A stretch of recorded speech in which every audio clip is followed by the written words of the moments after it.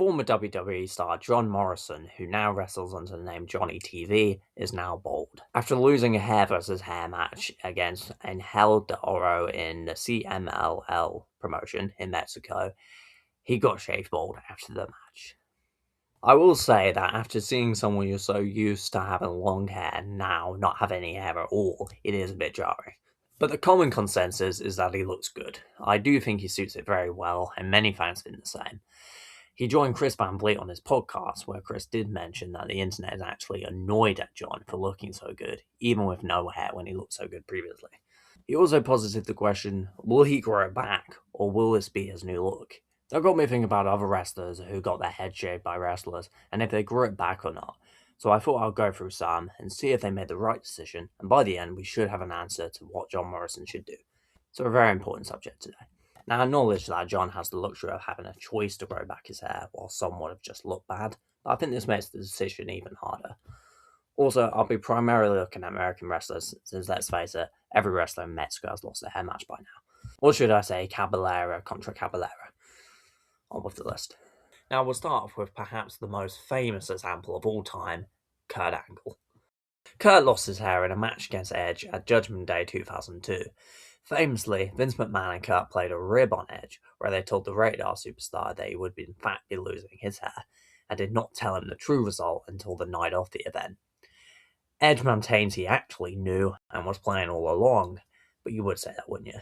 Another funny thing was that because Edge did not have any experience with clippers, which makes sense, he did not know how to use them properly, which is pretty evident if you watch the moment back.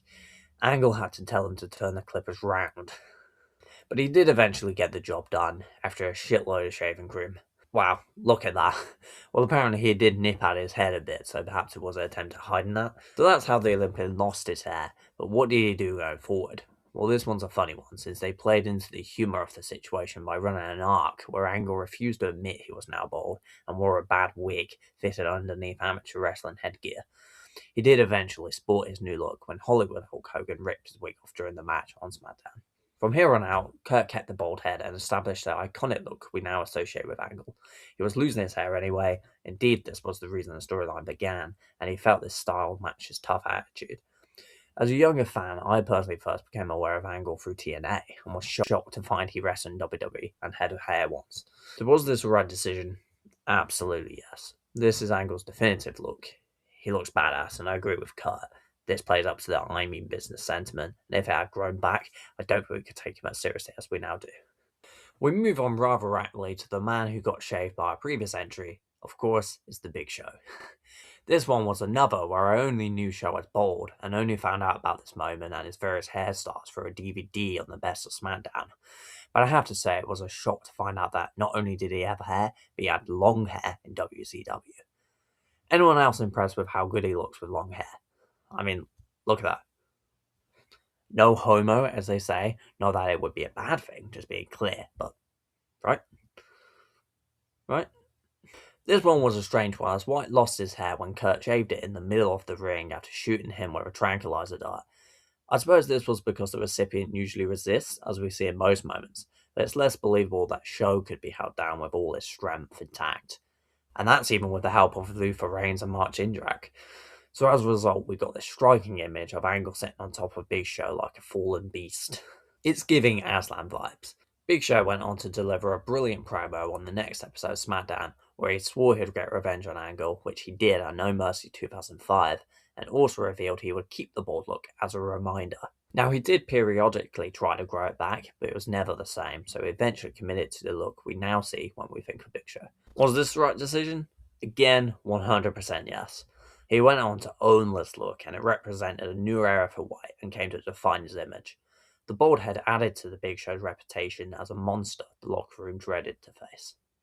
Next, we have another who used to have flowing locks, CM Punk. This came about after Punk kept shaving audience members' heads as part of their initiation into his straight-edge society. There are not really audience members, obviously. He went on to face Rey Mysterio in a mask versus hair match at Over the Limit 2010, where he lost and got shaved by Rey as he was attached to the ropes using handcuffs. There's also a common theme of the wrestlers not being able to use their clippers. I don't know what it is. Punk would initially hide his head with a mask that looked like that scene in Pulp Fiction before it was ripped off by a previous entry, Big Show. I swear I'm not picking the selections based on this, pure coincidence, the bodies seem to stick together. Phil Brooks eventually grew his hair into a smart short hairstyle. This one is hard to judge since he didn't exactly keep it bald, but he didn't properly grow it also. In the end, he still made a big change, so I'm leaning closer to the going bald than growing back. Did he make the right choice? Again, it's a yes. This new look helped to revitalise Punk and surely helped him in the ring without his hair getting in his eyes. He, for one, probably appreciated that. We got a new era of Punk with the infamous pipe bomb a few years later, and its more mature look that he wears well to this day. You can say a lot of things about Vince McMahon, but one good thing is that he's the type to never ask you to do something he wouldn't do himself. Indeed, after years of concocting angles where his wrestlers would shave their heads, he did so himself.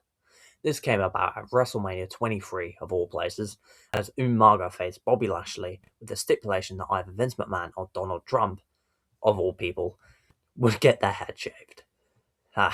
Simpler times.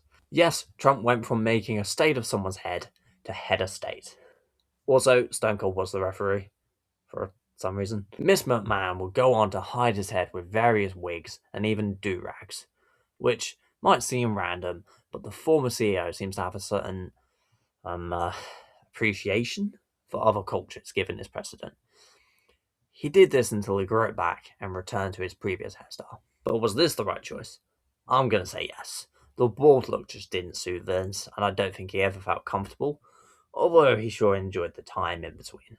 His on-screen character is iconic, and I don't think it would be complete without his trademark silver locks. We are finishing off with one of the most impressive instances in wrestling history. Molly Holly suffered the fate after losing to Victoria at WrestleMania 20 in 2004, with the stipulation being if she won, she got the Women's Championship, and if she lost, she would have her head shaved. This is yet again another example where the person doing the shaving was not used to using clippers, and Victoria noticeably grazed Molly's head a few times. The barber at the front was actually Vince's personal barber and had to coach Victoria on how to use them. Now, having the guts to go through with something like this is already respectable, but what makes this all the more impressive is that along with being a woman making this contrast with social norms of the time, it was actually Molly herself who suggested the idea. Initially, there was no women's match on the card, far from what you'd suspect from a current WrestleMania. Knowing that the milestone 20th anniversary of Mania needed female competition, Molly Holly pitched the idea, and this iconic moment came to be all because of her. Molly Holly went on to wear wigs on future appearances before keeping a short pixie hairstyle later in her career. Was this the right decision? Absolutely. By keeping her hairstyle short, she gave the result more meaning and a sense of long-lasting effect. Viewers were reminded of her famous moment and the incredible sacrifice she made that surely helped her receive the well-deserved honour of being inducted into the 2016 Hall of Fame. Also, she rocked the look.